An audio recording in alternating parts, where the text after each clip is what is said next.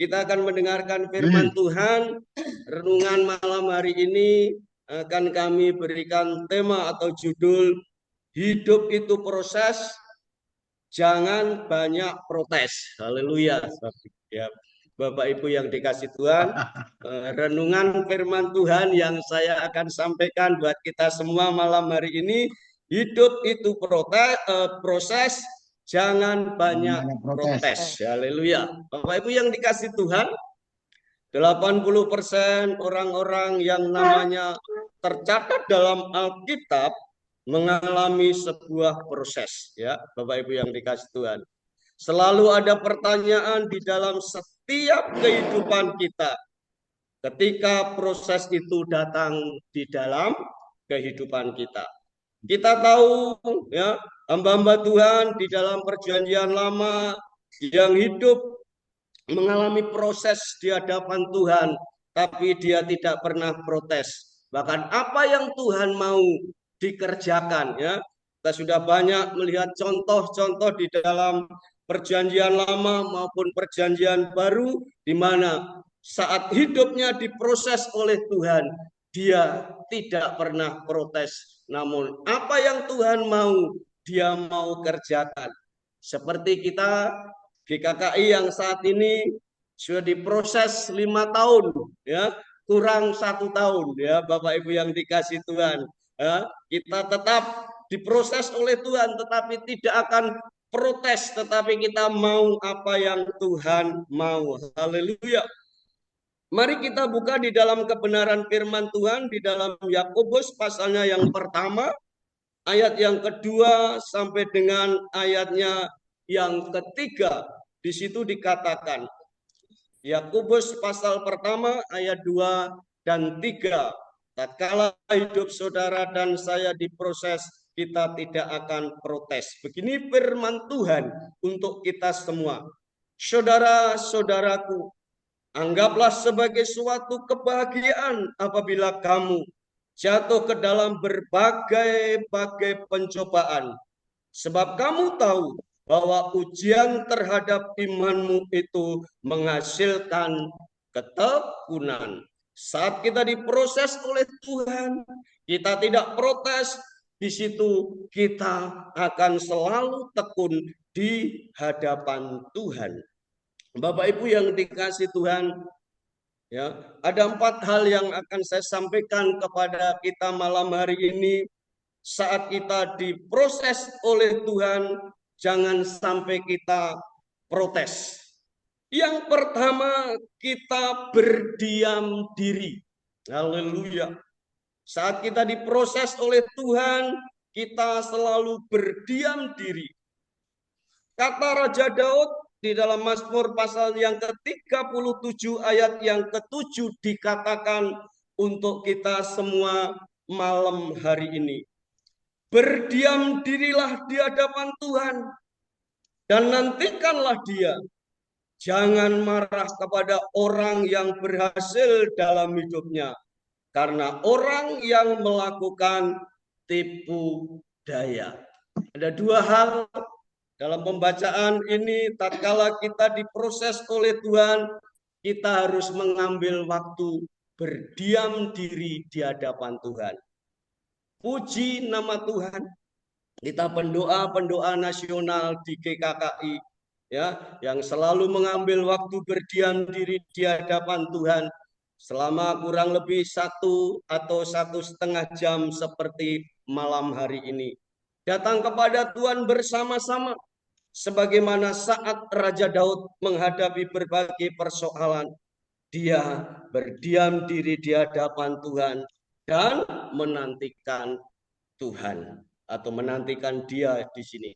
Kita tidak boleh marah, meski memang secara daging kita berontak tatkala kita ingin menyatukan sesuatu untuk pelayanan pekerjaan Tuhan yang memang sampai saat ini belum bisa bersatu dengan teman-teman kita sebelah. Tapi firman Tuhan dikatakan kita tidak boleh marah kepada orang yang berhasil dalam hidupnya. Karena mungkin keberhasilan yang mereka capai secara finansial dengan segala kefasikan yang mereka peroleh. Tapi puji Tuhan, hidup itu proses. Saudara dan saya tidak akan protes di hadapan Tuhan. Ya, berdiam diri, ya, berdiam diri di hadapan Tuhan. Dan yang seterusnya Bapak Ibu di dalam Yesaya pasal 40 ayat 31 dikatakan, ya, di sana tatkala kita diproses oleh Tuhan berdiam diri. Kalau Daud tadi berdiam diri di hadapan Tuhan, tatkala Yesaya dikatakan pasal 40 ayat 31, tetapi orang-orang yang menanti-nantikan Tuhan mendapatkan kekuatan baru. Berdiam diri menantikan Tuhan, sehingga ada kekuatan yang baru di dalam kehidupan kita. Ya, puji Tuhan. Ya, sejadi adakannya doa nasional. Ya, kita selalu menanti-nantikan jawaban Tuhan untuk saudara dan saya kerjakan. Kita masih diberi kekuatan terus, bahkan selalu baru setiap pagi. Berkat dan pertolongan Tuhan, ya. Tetapi orang-orang yang menanti-nantikan Tuhan mendapatkan kekuatan baru. Mereka seumpama raja wali yang naik terbang dengan kekuatan sayapnya. Mereka berlari dan tidak menjadi lesu. Mereka berjalan dan tidak menjadi lelah. Ini yang sudah kita kerjakan, ya. Tim doa nasional GKKI terus berjalan, terus melakukan apa yang Tuhan kerjakan untuk kita semuanya. Memang tidak semudah apa yang kita pinta kepada Tuhan, tetapi tatkala kita menghadapi semuanya, Tuhan boleh memberikan pertolongan buat kita. Haleluya. Yang pertama kita berdiam diri, Bapak Ibu. Yang kedua, letakkan Tuhan di antara persoalanmu. Mari, persoalan GKKI pada saat ini GKKI kita letakkan di hadapan Tuhan. Sidang Sinode tahun 2026 bulan April nanti, persoalan kita letakkan di hadapan Tuhan. Soal dana dan biaya, ya, puji Tuhan, saya yakin dan percaya, kalau semuanya itu kita letakkan di hadapan Tuhan, semua persoalan pasti Tuhan tolong dengan caranya yang ajaib, ya Bapak Ibu. Yuk, mari letakkan Tuhan di dalam persoalan kita. Kitab Amsal pasalnya yang ketiga, ayatnya yang ke-6. Tuhan kita prioritaskan di dalam kehidupan kita, Bapak Ibu. Ya, letakkan Tuhan di antara persoalanmu. Kitab Amsal pasalnya yang ketiga, ayatnya yang ke-6 katakan, akuilah Dia dalam segala lakumu, maka yang akan meluruskan jalanmu. Puji nama Tuhan. Kalau Tuhan kita tetapkan di hadapan kita, jalan kita pasti Tuhan yang akan menuntun. Ya. Sudah sangat terbukti kita GKKI yang versi Zoom sampai saat ini masih eksis, meskipun ada beberapa yang memang meninggalkan Tuhan di dalam pelayanannya. Tetapi kita bersyukur kepada Tuhan, karena Tuhan yang selalu menuntun di dalam jalan kita, ya. Mari Bapak Ibu yang dikasih Tuhan, kita bersyukur kepada Tuhan, ya. Kalau kita meletakkan Tuhan di antara persoalan kita, Tuhan dan pasti tolong, dan kita mengakui Dia dalam segala laku kita. Di dalam kitab Injil Matius pasalnya yang ke-6 ayat 33 dan 34 sudah tidak asing lagi bagi kita semuanya. Ya. Persoalan yang kita hadapi tatkala kita letakkan di hadapan Tuhan. Bahkan di kitab Matius 6 ayat 33 dan 34 katakan, tetapi cari dulu kerajaan Allah dan kebenarannya. Ya. Maka semuanya itu akan ditambahkan kepadamu. Sebab itu janganlah kamu khawatir akan hari esok, karena hari besok mempunyai kesusahannya sendiri. Kesusahan sehari cukuplah untuk sehari. Jadi Bapak Ibu yang dikasih Tuhan, kembali kepada apa yang akan kita kerjakan di tahun 2026 di sidang sinode kita GKKI.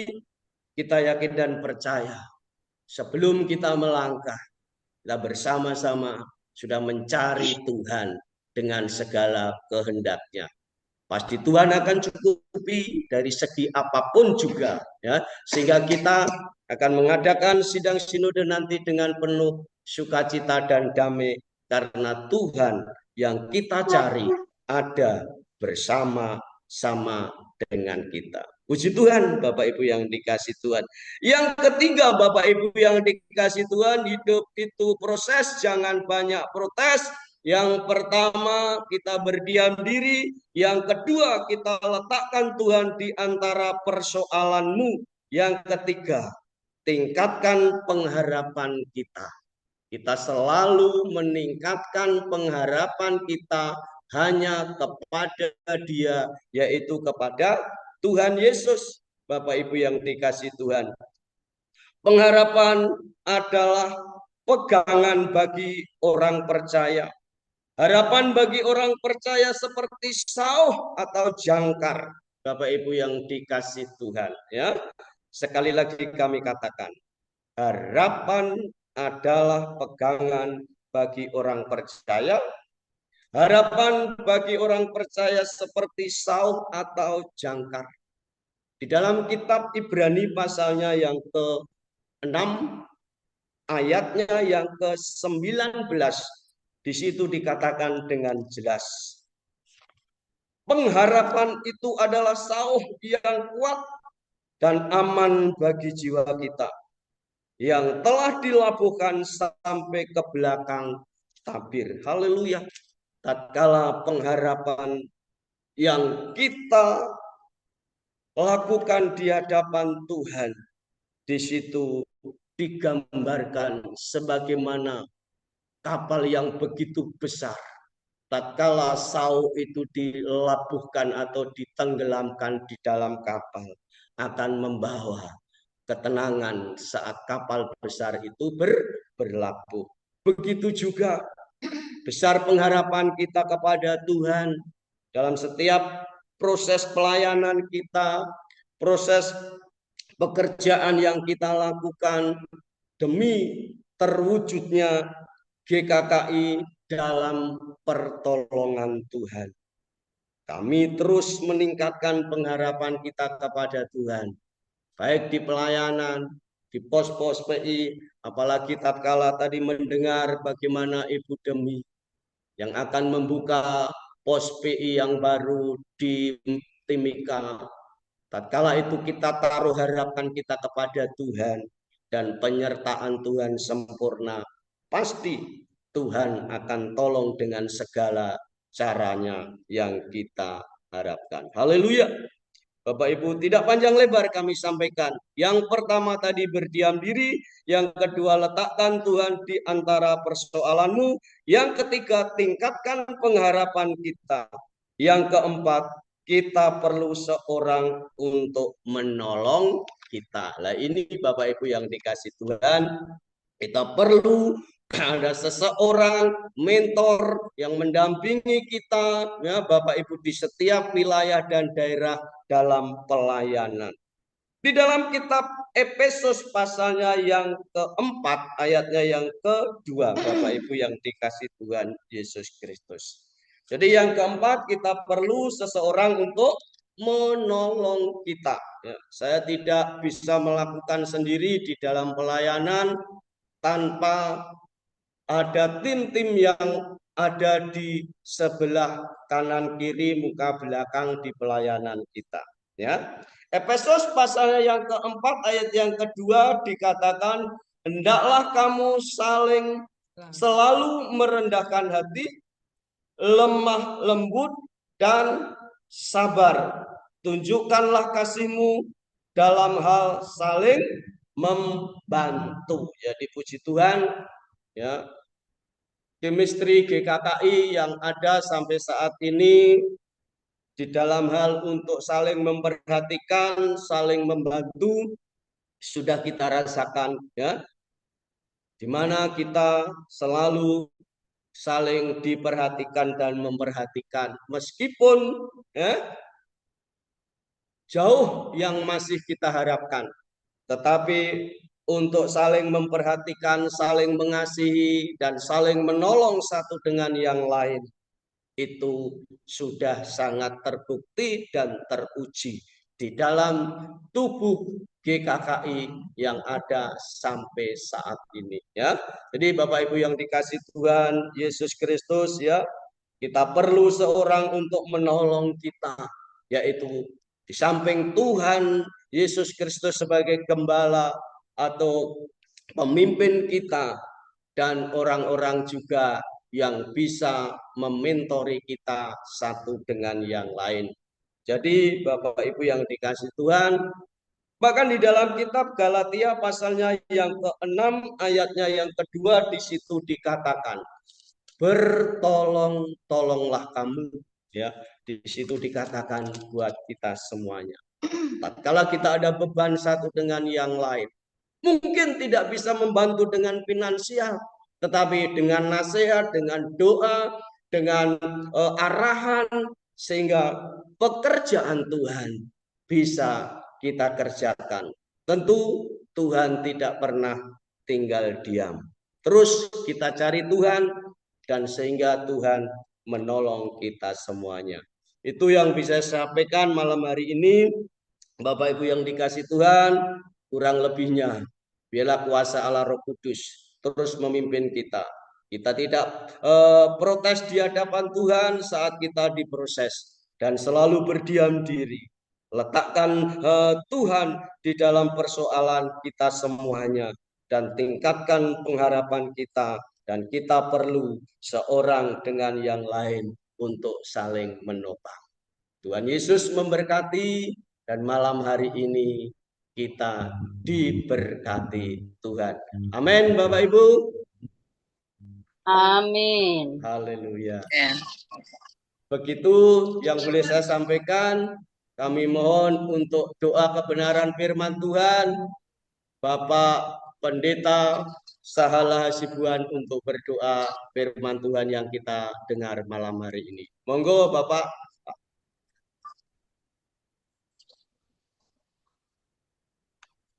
Pak Sahala berdoa untuk firman Tuhan yang sudah kita dengar.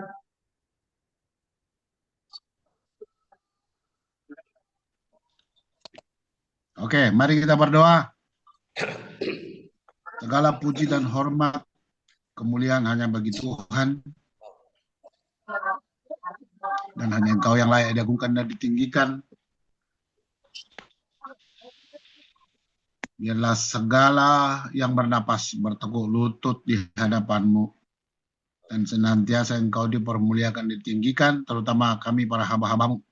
Terima kasih Tuhan, di malam hari ini kami sudah mendengarkan kebenaran firman-Mu yang disampaikan oleh hamba-Mu Bapak Pendeta Lukas Sujarwo, yaitu tentang topik ketika diproses tidak boleh protes. Karena Engkau saja yang berdaulat atas proses hidup kami. Sekalipun proses kami berbeda-beda, sekalipun cobaan yang Kau berikan bagi kami juga berbeda-beda, karena kami percayakan kebenaran firman-Mu. Bahwa pencobaan-pencobaan yang Tuhan izinkan ataupun Tuhan berikan bagi kami, ataupun Tuhan memang adakan, itu bagi kami untuk memproses iman percaya kami untuk tetap bertahan, dan kami untuk pantang kalau untuk menyerah. Karena kami harus responi panggilan-Mu, panggilan penggembalaan, panggilan pelayanan, panggilan apa saja yang Tuhan percayakan. Oleh sebab itu kami butuh dengan sangat setiap waktu dan setiap saat kuasa ilahi daripada Roh Kudus-Mu untuk memampukan kami terus berjalan. Supaya di hari lepas hari kami tidak mengandalkan kekuatan kami, pikiran kami, tapi kami mau tunduk pada pimpinan kuasa Roh-Mu yang kudus. Terpujilah Engkau Tuhan. Jika sebentar juga kami akan melanjutkan daripada topik-topik doa ini. Dan secara khusus juga hambamu berdoa untuk Bapak Pendeta Lukas Sutaro sebagai Ketua Majelis Daerah Jawa Tengah. Tuhan beri kekuatan dan biar terus tambahkan bilangan gereja-gereja yang bergabung, gereja-gereja yang ikut, bahkan pos-pos BI terus semakin tambahkan jumlahnya. Bahkan secara khusus juga semakin Tuhan tambahkan kapasitas jumlah jiwa-jiwa yang ada penggembalaan di Selokaton, di KKI El Sadai. Terima kasih Tuhan. Bahkan tim biar terus kompak untuk tidak akan pernah protes, untuk tidak akan pernah menyerah, tapi tetap berjuang sampai akhir segala sesuatunya berakhir dari apa yang Tuhan percayakan. Terpujilah namamu, dalam nama Tuhan Yesus kami berdoa. Haleluya. Amin. Amin. Terima kasih. Waktu kami serahkan kepada Ibu Haritati. Monggo Ibu.